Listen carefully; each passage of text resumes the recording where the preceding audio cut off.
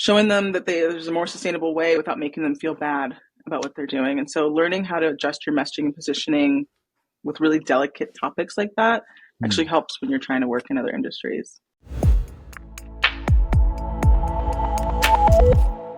Welcome back to another episode of the Revenue Reimagined podcast. We are stoked today, again, not because Dale is here, but because we have Brianna Doe here. She is the co-founder and CMO of Verbatim. I'm going too fast. Who is doing some awesome things in the whole marketing space, the influencer space. There's so much that I'm excited to get into on this episode. Brianna, thanks for joining us. Thanks for having me. I'm really excited. And I'm going to say Bree, because if I say Brianna, I'll mess it up. So Bree, thank you so much for joining. So this is the first time that we've actually had co-founders come on the show. So this will be an interesting, as you were saying earlier, you did not listen to the earlier episode that Alexis dropped. And actually it dropped today, which is very interesting. So one of the things we like to talk to founders about is the origin story. So tell us a little bit about the origin story. Why did you start it? Just give some background. Yeah. So one thing to note, Alexis and I talk all day, every day. So the chances of us saying the exact same things are probably more like higher than normal. So origin story for me, it starts back when I first got into marketing. I studied film in college, didn't get a classic, marketing degree. And so when I graduated, I was really determined to learn as much as I could, figure out what I wanted to specialize in, if anything, and start mapping out my career. So I worked in multiple industries across multiple facets of marketing, like graphic design, paid ads, content marketing, copywriting, you name it. Really just trying to figure out what resonated with me and where I had the most impact. And while I was doing all this, I always had a full-time job, but I also always had a side hustle. I was marketing consulting, I was doing advisory work, fractional work, and I loved it. I couldn't get enough. And as much as I loved being in-house, I was really, really drawn to just working across multiple industries at once. I was never really drawn to a specific industry. And I fought that for a while. Like I thought I just needed to niche down. And then over the years, I just realized I didn't want to, quite frankly. I liked the way I work. I like working with multiple clients. And so fast forward 10, 12 years, and we've all seen how the tech industry has been over the last few years. I was working in fintech specifically, and before that, just B2B SaaS in general. And I was just starting to realize that I was really unhappy. Hired a career coach to figure out what my blind spots were and how I could grow within my career and stop feeling stagnant. And in the very first call or session with her, by the end of the call, she asked me a bunch of questions and she goes, okay, well, it sounds like you don't want to work you don't want to stand at 9 to 5 anymore. You don't want to work. You want to be independently wealthy. You want to be wealthy, which we all do. So it sounds like you want to work for yourself.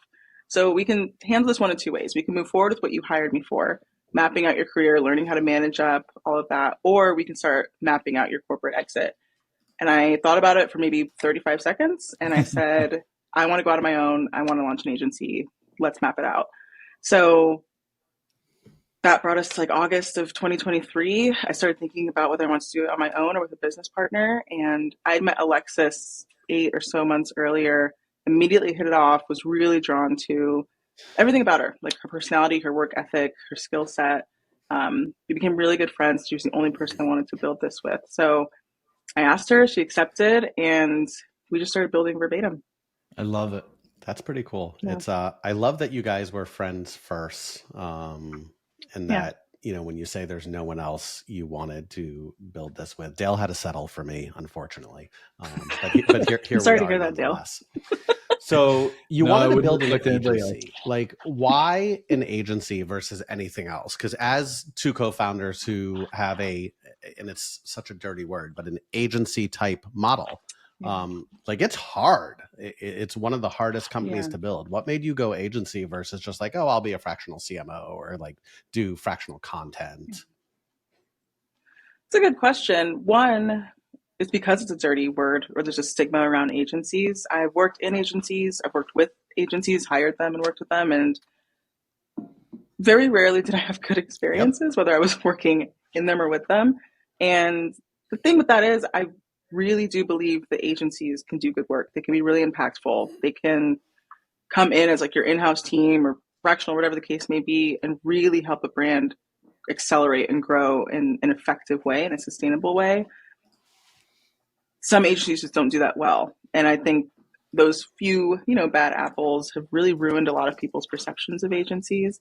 And I like the challenge of redefining what an agency model looks like and how impactful they can be. And I also, when it comes to how hard it is to build an agency, I love a challenge. I was feeling really stuck and really stagnant in my career. I've been in startups for my entire career, and I started to feel, I don't know if this resonates with either of you, but I was starting to feel like I was doing the same thing over and over. It's a different company and it's a, different playbook, but I'm just going through the motions, and I'm most comfortable when I'm uncomfortable. And so I wanted that challenge of, building it from scratch. And it's kind of like the struggle is so much the same and everyone thinks it's so different. They're like, no, I have a different problem. It's like, no, you have the same, like you have a top of funnel problem, but then underneath that, it could be a little bit like there are like formats and frameworks that you're working in. I think, Adam and I, when we were starting, we wanted to affect, and I think the same with you, affect multiple founders. So not just like one at a time. Like it got to a place where it was like, okay, you go in and then like you're doing it one at a time, where what I heard you say is you could kind of get a lot of people and try to help a lot of people at the same time. Exactly. Yeah. So it's one of the things that was interesting you said is that like the agency world has some challenges. So as you're starting Verbatim, in the early stages, what do you see like some commonly held industry beliefs that you guys want to disrupt when you guys are actually building Verbatim? Ooh, do you have an hour? I would say that they just BS their way through their work.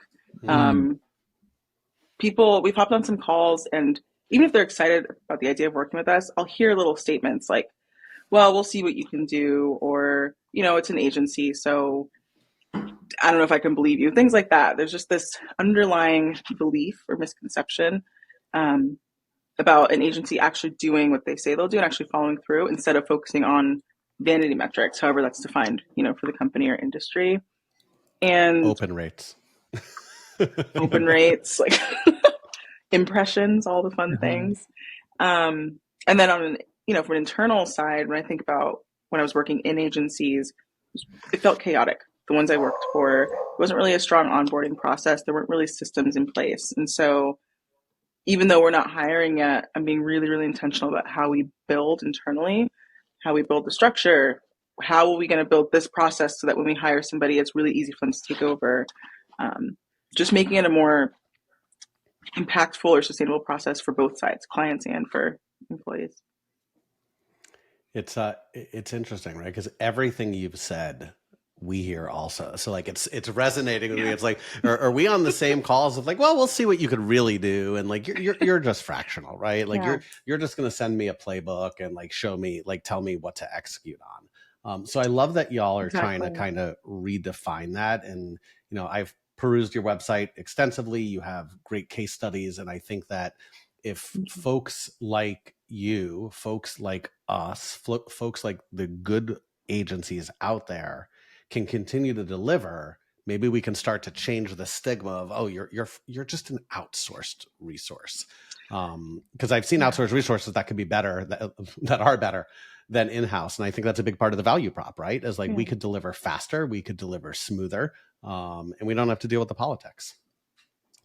Exactly. Don't deal with so much onboarding either, or like you said, the politics, the company culture, things like that. I think when it comes to like hopping on a discovery call as an agency, it feels like you're 10 steps behind or 10 steps further on the mountain than somebody that's maybe hopping on a call as a fractional person. People are a lot more jaded with agencies, and to an extent, rightfully so. I mean, few bad apples, like people creating strategies and then they have no execution. So you get a playbook after 3 months, but there's no real value around it. And it becomes difficult. Happens all the time. It does. Brie, let me ask you. So when you build a company, like you've worked for startups, you worked in tech, you worked in fintech, like when you're building, there's a lot of like these common beliefs, right? These best practices of, oh, you have to build your company this way and like make sure that you do this and don't ever do that. And what are some of the ideas that like maybe either friends or advisors or other founders have told you that, or things that you were like, fuck this, we're not doing this, we're doing this our way? Oh man, it's funny. We heard from friends, which was welcomed. We heard from advisors, and then we heard from people whose opinions we didn't ask for, which I found very interesting. Like, I appreciate it. Also, I don't know you, so right. I mean, thanks, I guess. So we heard niche down often. Like, you got to niche down. You got to have one industry that you're going after, like one ICP. And specifically, we heard often like B2B SaaS and tech. Like, only focus on that. That's where the money is. We also heard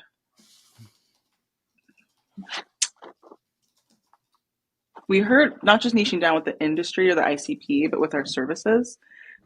So when we launched, we were going back and forth between focusing on one kind of service. So growth marketing, content, personal branding, or influencer marketing. But the thing with Alexis and myself is that we have the goal to grow the company. And so bringing on freelancers that we trust, eventually hiring, that will allow us to scale. So we're not just, taking on a ton of work and then not being able to actually deliver. And when it comes to niching down by industry, we did it at first. Like, when we launched, we did target just B2B SaaS. I think we had like 2 discovery calls, and then we hopped on our weekly sync. And I don't know who said it first, but one of us just said, I'm not really enjoying this. One of us said, I'm not either. And we realized like the industry doesn't matter so much. What matters is their mission. We're really, really mission driven. And being from diverse backgrounds, it's helped us have more empathy for, like underrepresented entrepreneurs and businesses and business owners. And so that's what we want to focus on. We want to focus on their mission and their impact, not so much industry. I love that. And I know Dale has something to say, but one of the things that I think you said that really resonates with me. Everyone, B2B SaaS has the money. B2B SaaS. Yeah. Everyone who's listening, B2B SaaS and B2B tech is not all it's cracked up to be. And no hate. We have B2B SaaS companies as clients. No hate to them. But some of my favorite clients that we work with have nothing to do with technology in any way, shape, or form. Yeah. Yes, I would love to plaster that on a billboard if you want to split the cost with me. B2B SaaS is great. Sure. Like, there's so much innovation happening. There's a lot of creativity. But I think it's also easy to get stuck in a bubble. Yeah. Sometimes I log off LinkedIn after a day and I'm like, oh, wow, there are other industries out there. There are other people with really, really successful businesses who want marketing support, or entrepreneurs in an entirely different industry that, are looking for guidance. And it's refreshing. I have a friend, and it's great. Sorry, Dale. I have a friend who's a plumber who makes, no joke, $4 million a year. It's not sexy, but yeah, true story. He owns a plumbing company, has like 3 people, and makes $4 million a year. And his answer is like, it's not sexy, but you know what? I'm going to retire before all you B2B SaaS people. Yeah, and that's pretty sexy. I'll take early retirement over tech. Yeah, it's a long game.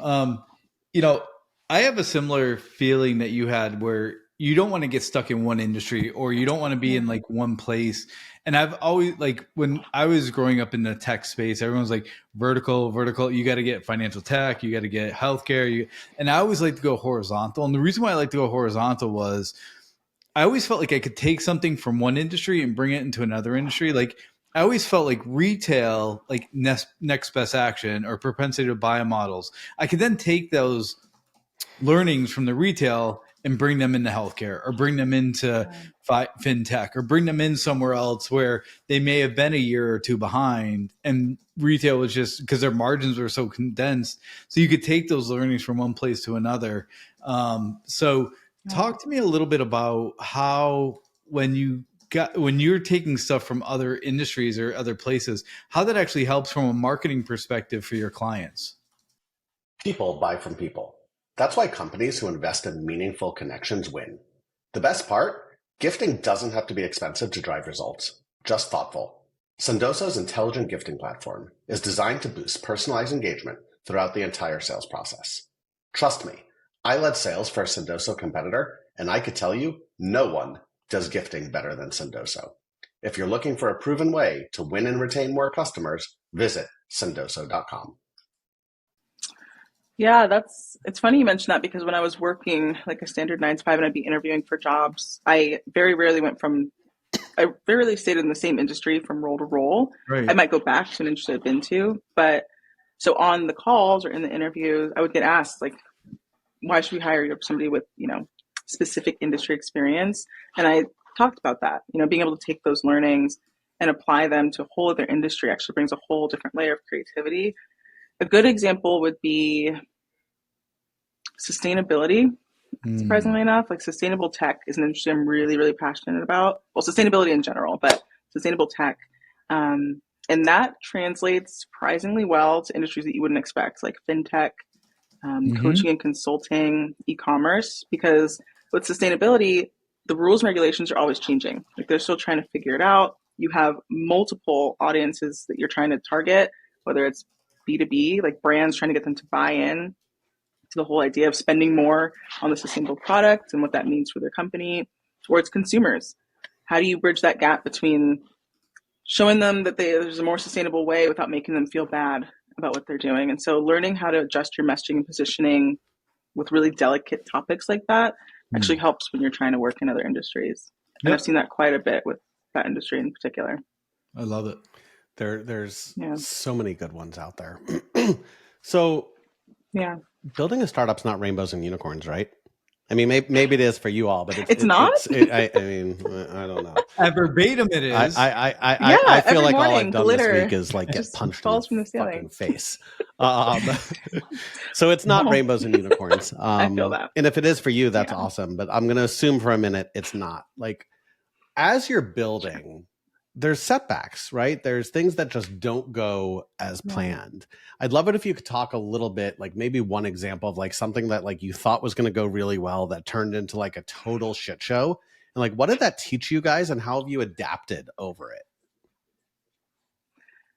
Yeah, there are, for all the rainbows and unicorns, there are quite a bit of examples I could share for this. So one recent-ish example, we had a potential client, a prospect that we were really, really excited about. The industry, the amount of trust they put in marketing, how excited they were to work with us. Everything just felt like a rom-com. Everything was falling in place. It was a perfect situation. It was going to be the perfect client.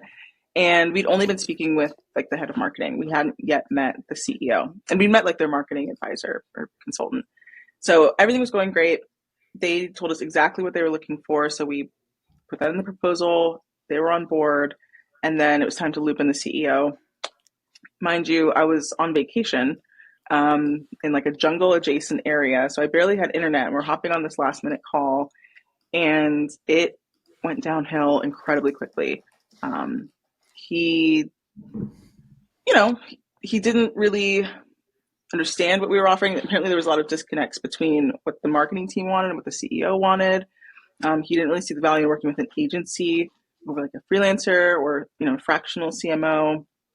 And it turned into a conversation not just about our services, but about the value of marketing in general. And that's where it really goes downhill. Once you have to start defending your entire field, it's a really, really like intense uphill battle. And so we learned quite a bit from that. That was I would say our first major setback because we were so excited about it and felt like such a good fit. And we learned, one, not to undervalue our services. Kind of took a hit, like self-esteem wise or confidence wise. And learning that one potential client or even one existing client who doesn't really value our work doesn't mean that it's not valuable. It doesn't mean that we're not doing a good job. I love and that. Also, you have to scream that. It was like especially working for yourself, like you got to be able to like bounce back. Keep going. Sorry, that was well, no, exactly. Dale said that because I need to hear that today. You need to hear that. He might have sent me a message before this telling me to say this. Just kidding. But no, that was actually a really big lesson for us. Alexis and I both work really hard, but we also have a tendency to undervalue the work that we do. And as we're building this agency, that's not going to be the only company that doesn't see the value in marketing. Sure. And that's not going to be the only company who says your prices are too high or you should lower your, rates or whatever the case may be. And so learning to have a stronger backbone and really stand firm in what we provide. It's something we're still learning. That was the conversation I had with you before to say to Dale. There you go. The price is the price, my friends. Yeah. I struggle with that a lot, Bree, to be honest with you. Like a lot of times, because I do want to help. I was going to say it's because you want to help people, not because you don't think the value is there. Yeah, it's not the value parts of it. It's like I've always been in that place of like trying to help as many people as I can. Then it could put us in a bad situation. So we do have checks and balances in that space that I haven't had in the past. I've let myself cross those boundaries, but it's tough because you're right. Just because someone doesn't appreciate, understand, I always like some of the times where, and this is a bit odd, but I like the times where I just like, okay, we're finished the engagement, whatever. And then like 6 months later, like there's conversations back to me as like, I'm still using the things that you put in place because it was better than what we had before. Like sometimes it's hard when you're in the middle of the process. Exactly. Yeah. That's a great point. And you and I are very similar in that way. So I'm really grateful to have a business partner because Alexis keeps me in check when it comes to just wanting to help people. Yeah. I think marketing is, obviously you guys are going to agree, like I think marketing is incredibly important. Everybody can benefit from it. And so, well, how can I help this person even if they only have $2 and like a lollipop? Like I'll make it work, but it's just not unicorns and rainbows. We have this conversation, I feel, with almost every client, right? Because a lot of our clients are earlier stage startups. And there's one, like I had a one-on-one with the founder this morning, and like the majority of my conversation, Bree, was like, these goals are great. Where's the marketing support?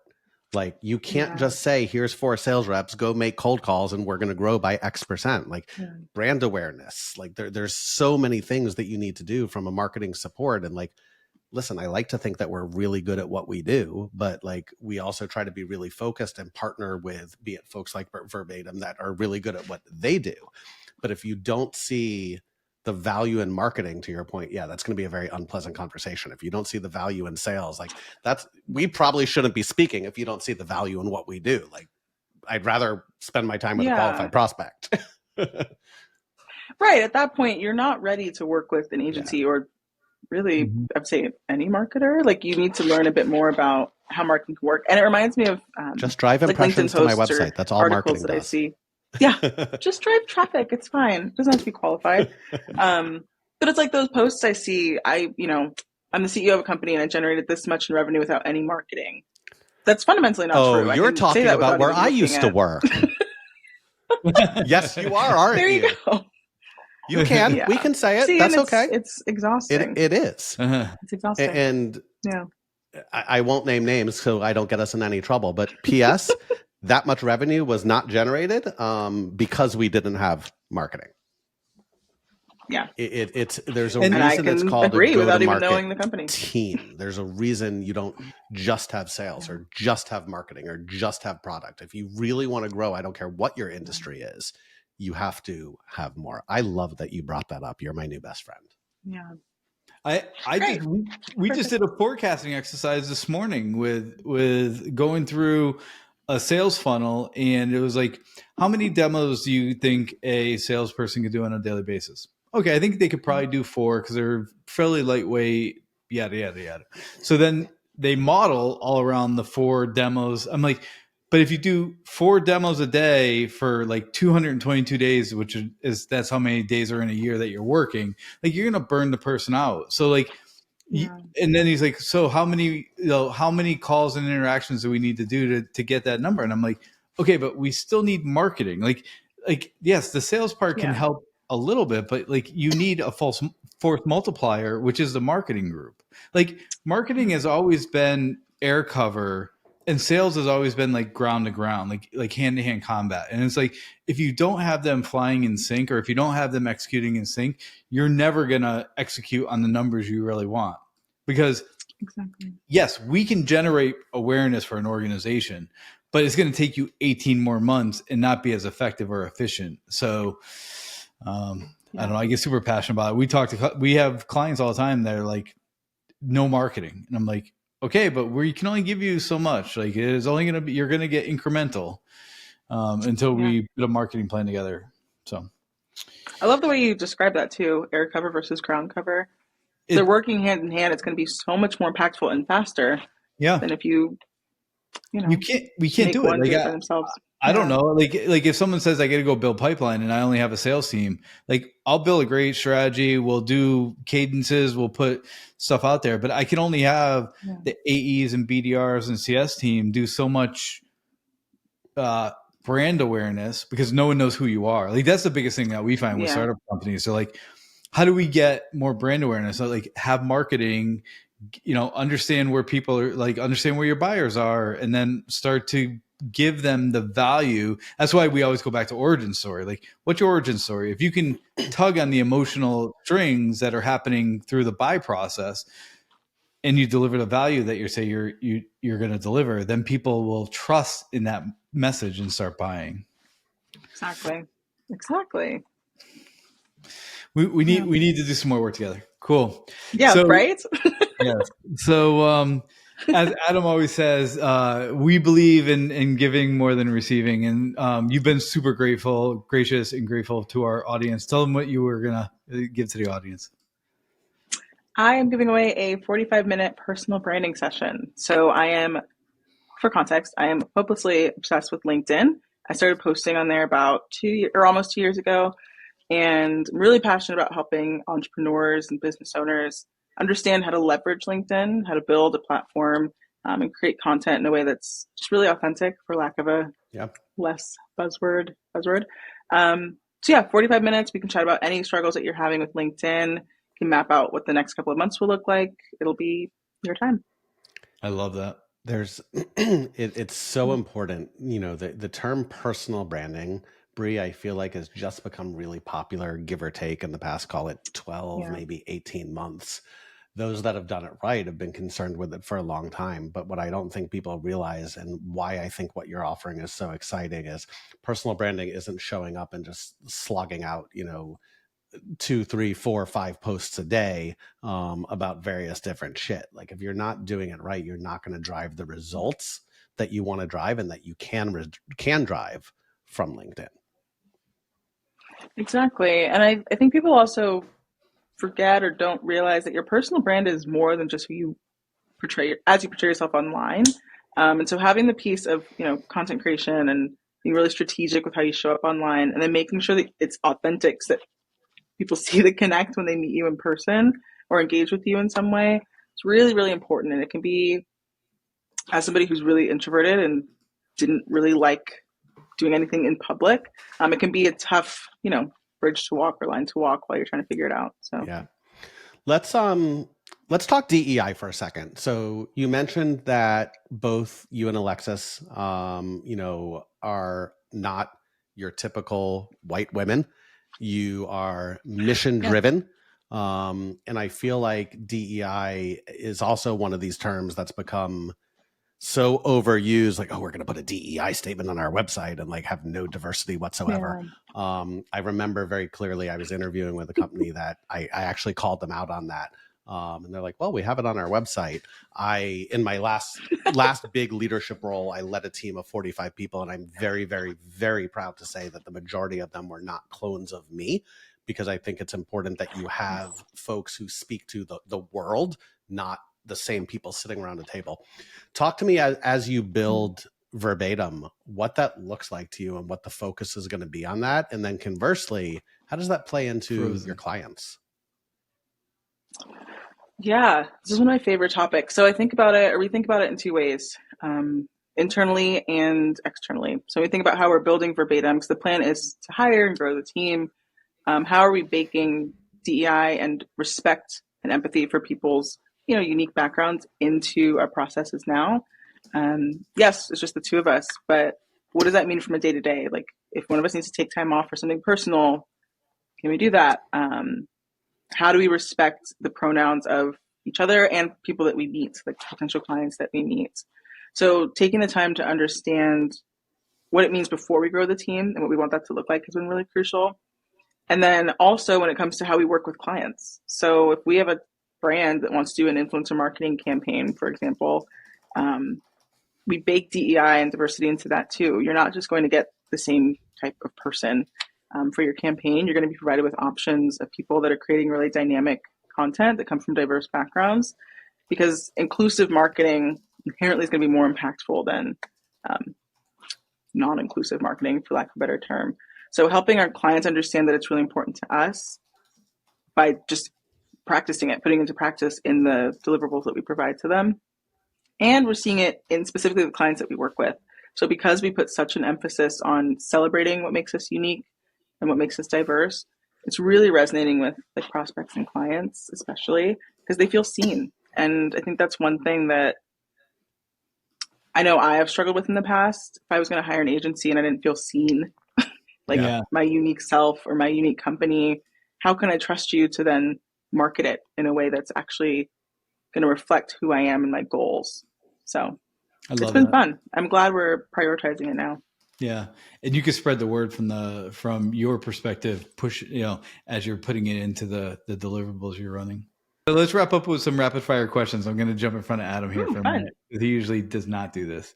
Okay. Under 10 words, if you can. If you weren't, and I know this answer because I've seen your LinkedIn profile. If you were in tech, if you weren't in tech, what profession would you be in? Ooh, I'd either be a screenwriter or a movie critic. Ooh, I thought you were going to say photographer. I get that often. I used to be a full-time photographer, but it drained me emotionally. Yeah. And I love movies. I plan to go back to school and get my master's and PhD and then teach on the side. That's very cool. What film? Any particular genre? I love horror and psychological thriller. I'm a huge fan of dramas. And then if it has romance and comedy, I've seen it and I probably love it. That's awesome. So. Bree, are you an early bird or a night owl? I'm an early bird. I wake up at 4 a.m. and I'm tired by 7 p.m. Yep. You're allowed my wife. That's exactly it. That's the schedule. Yeah. She gets First app you check when you wake up in the morning at 4 a.m. Kindle. I read for an hour. Oh, very cool. We haven't got that answer before. I love that. Yeah. Really? Absolutely love that. What's your go-to productivity hack or app or whatever? Ooh, I'm trying to pick between two. Give them I could only have one. Would be time blocking. Both of them. Okay, so time blocking. Yep. If you look at my calendar, every single section is blocked out, and then do not disturb, like the focus time on your phone. I set it up so that certain family members come through, but it actually stays in another room. Oh, both of those are so near and dear to my heart. I got yelled at by someone the other day for using Do Not Disturb because I was working, and my calendar is super OCD. Do you color code it? I do. Oh, see, I knew we were destined to be best friends. We are best friends. You get it. Yeah. I live by Do Not Disturb. I don't know what I did before I had it, honestly. What's the most used emoji in your work chats? Ooh.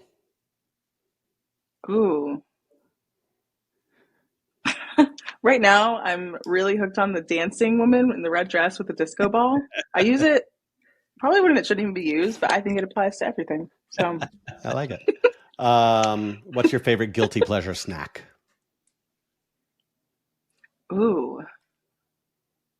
Melted ice cream. Haagen-Dazs specifically, vanilla bean. You put it in the microwave for about 20 seconds. Do you do that too? I don't microwave it, but Haagen-Dazs vanilla is my favorite flavor of all time. So good. Wow. So good. Pure. Okay, let's wrap it up. Last question. Dream vacation destination. Oh my gosh. Italy for a month or New Zealand for a month? Both great. Why? Are you going to pay for me to go there? Yeah. Adam is. Yeah, right. Thanks, Adam. Right on Dale's credit card. Happy to do it. I'm gonna be with Dale tomorrow. Thanks. When I have to lean into his wallet and steal his credit card. We will then go travel. Awesome. We all think that's funny, but American Express called me at dinner the other night asking if I booked a $22,000 trip. I did not. Oh yeah, someone got my card number. It wasn't me. It was Dale. Hope you figure that out. Yeah, it was Dale. Bree, this was awesome. So much good tips. Selfishly, so much information that I want to connect with you on later. But thank you so much for joining. We know people can find you on LinkedIn, but where can people learn more about Verbatim? I know the answer, but it's going to sound much better coming from you. Yes, so you can find out more at weareverbatim.com. And from there, you can learn about all of our services, including Influenced by Verbatim, which is the influencer marketing piece. Awesome. Bree, thank you so much for joining us. This was awesome. Thank you. Thank you for having me.